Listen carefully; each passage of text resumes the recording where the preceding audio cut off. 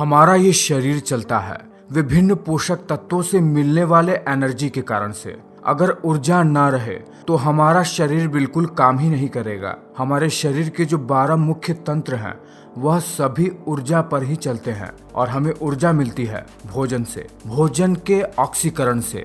अगर जो भोजन हम खाते हैं उसका पाचन होगा ही नहीं तो हमें एनर्जी तो मिलेगी ही नहीं। साथ ही साथ वह पोषक तत्व जो हमारे शरीर को बनाते हैं, जैसे प्रोटीन जो हमारे मसल्स को बनाती है और उसकी मरम्मत करती है, विटामिन्स जो मिनरल्स को अब्सॉर्ब करने का काम करते हैं, और कुछ खास मिनरल्स जो ब्लड जैसे चीज़ों को बनाते हैं। अगर वो चीज़ें हमें मिलेंगी ही नहीं तो हमारा शरीर प्रॉपर तरीके से काम ही नहीं करेगा। और यह सब हमें मिलता है भोजन से, और केवल भोजन खाने से ही हमें पोषक तत्व नहीं मिलते हैं। उस भोजन का पाचन होता है, जिसके बाद हमारे पेट में मौजूद ब्लड वेसल्स भोजन में मौजूद उन पोषक तत्वों को अवशोषित कर शरीर के विभिन्न भागों में पहुंचा देते हैं, तभी हमें पोषक तत्व मिलते हैं। तो अगर अब तक आप यह बात जानते ही नहीं हैं कि भोजन पचता कैसे है, आखिर जो खाना हम खाते हैं वो पचता कैसे है, तो अब तक आपका जीवन एक मामले में अधूरा ही है, क्योंकि यह बात आपको पता ही नहीं है कि आपका शरीर चल कैसे रहा है, आखिर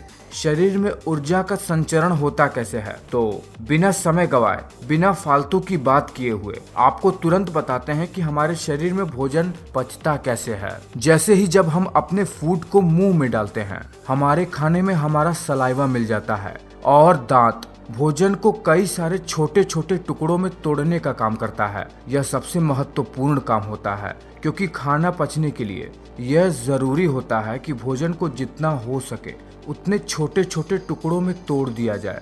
फिर इन टुकड़ों के ऊपर हमारे मुंह में ही मौजूद, जिसे कहते हैं बकल कैविटी, उसके अंदर ही दांतों और जीभ के बीच में सैलिवरी ग्लैंड पाई जाती है, जिससे सलाइवा निकलता है। यह सलाइवा भोजन के साथ मिलकर भोजन को बहुत ही ज्यादा मुलायम बना देता है।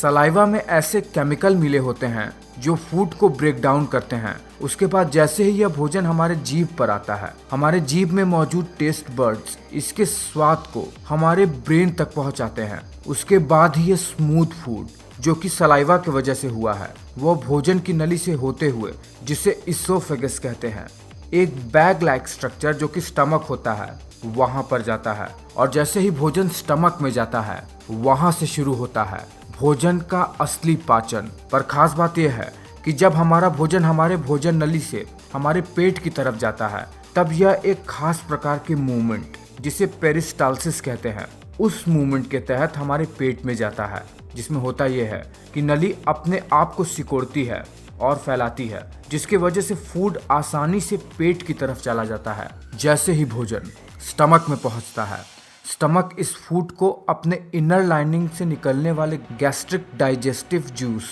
हाइड्रोक्लोरिक एसिड और म्यूकस के साथ बिल्कुल मथ देता है, यानी मिला देता है, जिसमें से मुख्यतः एंजाइम फूड में से प्रोटीन को अलग कर देते हैं। वही हाइड्रोक्लोरिक एसिड भोजन को बहुत ही छोटे छोटे टुकड़ों में बांट देता है। वही म्यूकस एक चिपचिपा पदार्थ जो कि हमारे स्टमक से ही निकलता है और फूड में जाके मिल जाता है, वो हमारे स्टमक के दीवार को स्टमक से ही निकलने वाले एसिड से बचाता है, ताकि स्टमक की दीवार डैमेज ना हो।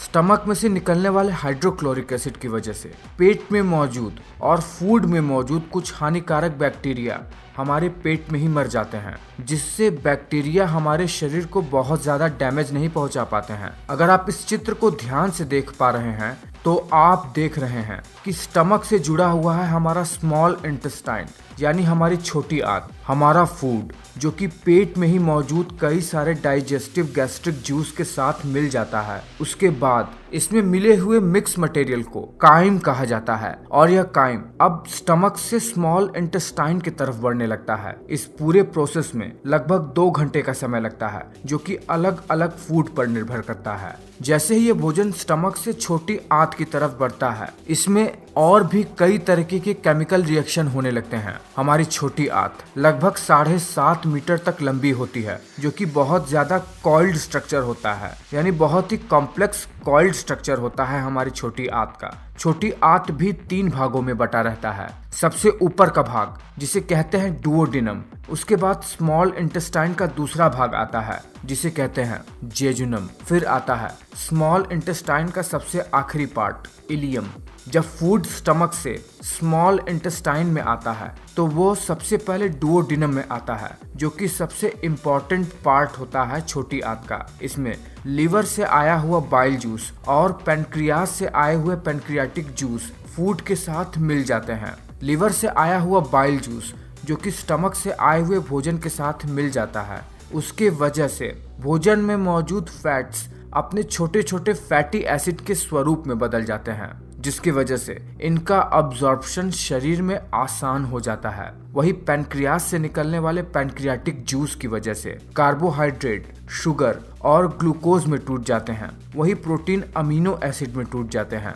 अब जब इन जूस की मदद से भोजन में पाए जाने वाले महत्वपूर्ण पोषक तत्व अपने छोटे छोटे स्वरूप में आ जाते हैं, तो इसके कारण से छोटी आंत से यह ब्लड स्ट्रीम में अब्सॉर्ब होने के लिए तैयार हो जाते हैं। छोटी आंत के दूसरे हिस्से जेजुनम में पहुंचते ही छोटी आंत के दीवार पर मौजूद छोटी छोटी फिंगर लाइक स्ट्रक्चर जिसे विलीज कहते हैं, उनमें मौजूद छोटी छोटी ब्लड कैपिलरी में इन पोषक तत्वों का अब्जॉर्प्शन शुरू हो जाता है और यह प्रोटीन, कार्बोहाइड्रेट और फैट जैसे चीजें अब ब्लड वेसल में जाकर पूरे शरीर के विभिन्न अंगों में और शरीर के बाकी के अंगों में पहुंचने लगते हैं। धीरे धीरे इनका पाचन होते ही ये भोजन छोटी आंत के तीसरे हिस्से इलियम में पहुंच जाते हैं, जहां पर इन भोजन में मौजूद मिनरल्स का भी अब्जॉर्प्शन शुरू हो जाता है, जहां से हड्डियों वाले और खून जैसे चीजों को बनाने वाले खनिज तत्व शरीर के विभिन्न भागों में पहुंच जाते हैं। इतना सब होने के बाद भोजन छोटी आंत से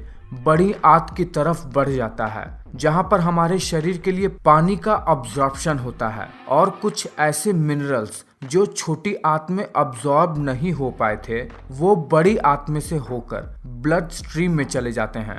बड़ी आंत साइज में 1.5 मीटर तक लंबी होती है और ये छोटी आंत से आकार में चौड़ा भी होता है। जो भोजन डाइजेस्ट नहीं हो पाया होता है या फिर जो वेस्ट मटेरियल होता है वो बड़ी आंत से होते हुए हमारे एनस से निकलते हुए हमारे शरीर के बाहर निकल जाती है, जिसे फीकल मटेरियल कहा जाता है। और इस तरह भोजन हमारे शरीर में इतनी कठिनाइयों के बाद पचकर हमें ऊर्जा देता है। तो आपने देखा बहुत ही साधारण सी भाषा में कि भोजन हमारे शरीर में पचता कैसे है, क्या क्या प्रोसेस होते हैं और वो शरीर के कौन से अंग हैं जो भोजन के पाचन में अपना सहयोग देते हैं। तो ये वीडियो आपको कैसा लगा है, आपको ये जानकारी कैसी लगी है? अगर ये बात आप पहले से ही जानते हैं और आपको इसके बारे में और भी ज्यादा कुछ पता है तो ये बात मुझे नीचे कमेंट करके जरूर बताइएगा। बिल्कुल भी हिचकिएगा मत, मैं ये बात जानना चाहता हूँ। और वीडियो अच्छा लगा है तो एक लाइक कर देना और इंतजार कीजिएगा मेरे अगले वीडियो का। उम्मीद करते हैं